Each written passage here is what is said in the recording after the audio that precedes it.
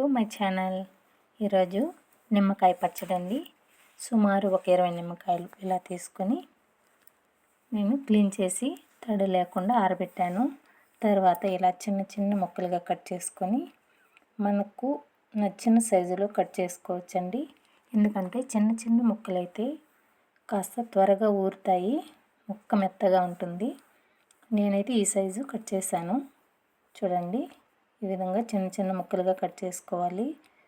మన ఛానల్ చూస్తున్న వాళ్ళు తప్పకుండా లైక్ చేయండి, షేర్ చేయండి, సబ్స్క్రైబ్ చేసుకోండి. ఇలా కట్ చేసిన ముక్కలపై 2 స్పూన్లు ఉప్పు, 1/2 స్పూన్ పసుపు వేసి బాగా కలిపి ఒక డబ్బాలో కానీ జార్లో కానీ తీసుకోవచ్చండి.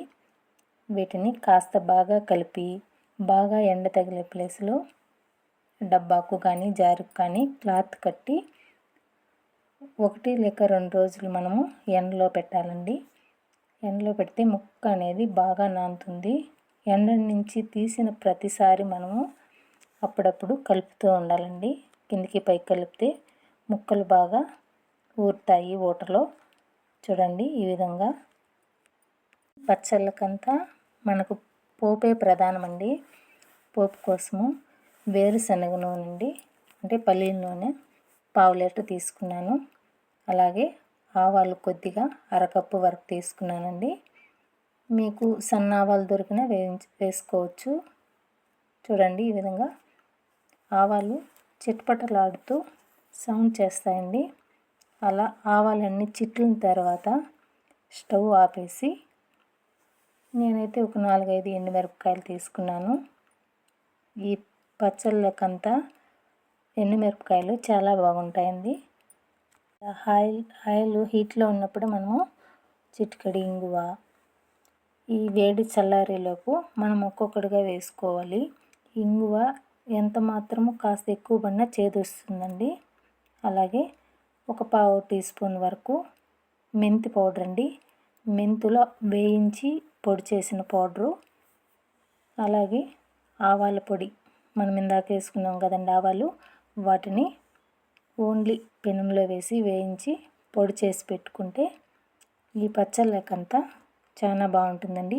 ఇది మాత్రం మనకు నచ్చినంత వేసుకోవచ్చు. అలాగే కొద్దిగా పసుపు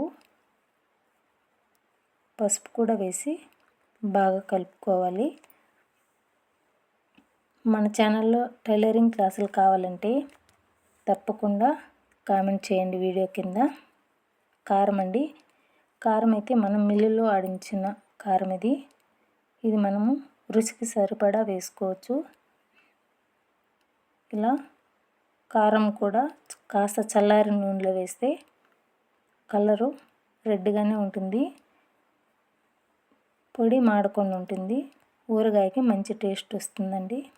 చూడండి, ఈ విధంగా బాగా చల్లారిన తర్వాత మనం ఇందాక రెడీ చేసి పెట్టుకున్న నిమ్మకాయ ముక్కల్ని ఇందులో వేసుకొని బాగా కలుపుకోవాలి. ఈ కలిపేటప్పుడే మనము కాస్త ఉప్పు కారాలు తక్కువైనా కానీ వేసుకోవచ్చండి. అలాగే ఇది పెరుగన్నానికైతే సూపర్ కాంబినేషన్ అండి. తప్పకుండా ట్రై చేయండి. ఎలా వచ్చిందో కామెంట్ చేయండి. ఇది అప్పుడప్పుడు కాస్త ఎండలో పెడుతూ ఉండాలండి, వారానికి ఒకసారి.